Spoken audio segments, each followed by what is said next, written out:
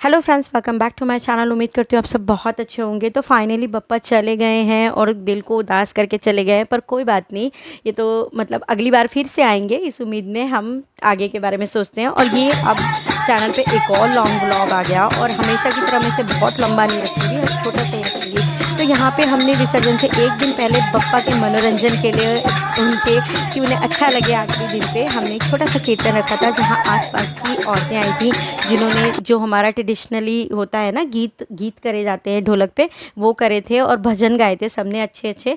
और इसी तरीके से हमने बप्पा को मनाया था। और यहाँ पे फिर विसर्जन वाले दिन हमने अनंत चौदस की पूजा की थी। मेरी सास इसका व्रत रखती हैं, तो पहले हम उनकी पूजा कर लेते हैं, क्योंकि विसर्जन में बहुत टाइम लगता है। तो हम पहले इनकी पूजा कर लेते हैं। मैं इस व्रत के बारे में ज़्यादा डिटेल में नहीं जानती, तो मैं बस बैठती हूँ, पूजा करती हूँ और कथा पढ़ती हूँ।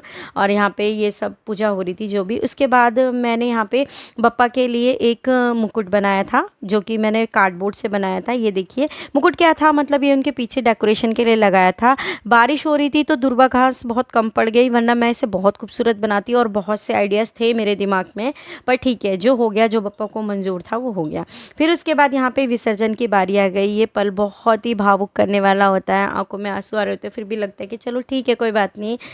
बप्पा आए थे, इतनी सारी खुशियाँ लाए हैं और कितनी सारी खुशियों को छोड़ के गए हैं। तो ठीक है, अब जो भी है जैसा भी है, अगली साल वो फिर से आएंगे, इसी धूमधाम से आएंगे, और हो सकता है इससे ज़्यादा धूमधाम से भी आए। और हम तो यही उम्मीद करते हैं। तो यहाँ पे ना नेबर्स जो थे हमारे, वो आ गए थे विसर्जन के लिए, क्योंकि वो आरती में भी आते थे शाम की, तो उनको विसर्जन के लिए भी बुला लिया था। क्योंकि बारिश हो रही थी, इसलिए बहुत सारे लोग नहीं आ पाए थे, पर जितने भी थे बहुत खुशी हुई, बहुत मज़ा आया। हमसे जितना हो पाया उतना हमने किया, क्योंकि हम घर में ही करते हैं और ये इको फ्रेंडली बप्पा है।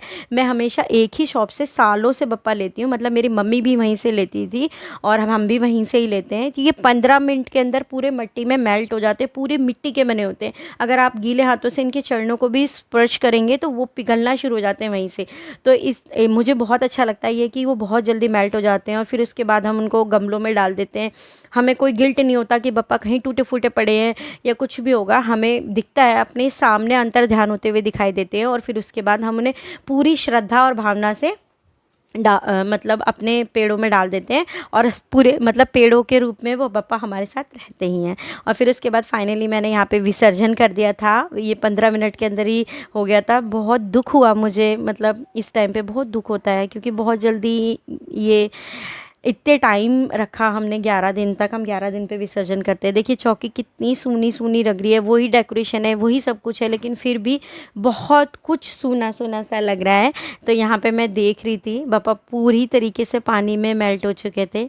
तो अब आप भी दर्शन कर लीजिए। और अगर आपको ये छोटा सा वीडियो पसंद आया है तो इसे लाइक कीजिएगा, चैनल को सब्सक्राइब कीजिएगा, शेयर करिएगा। Bye bye.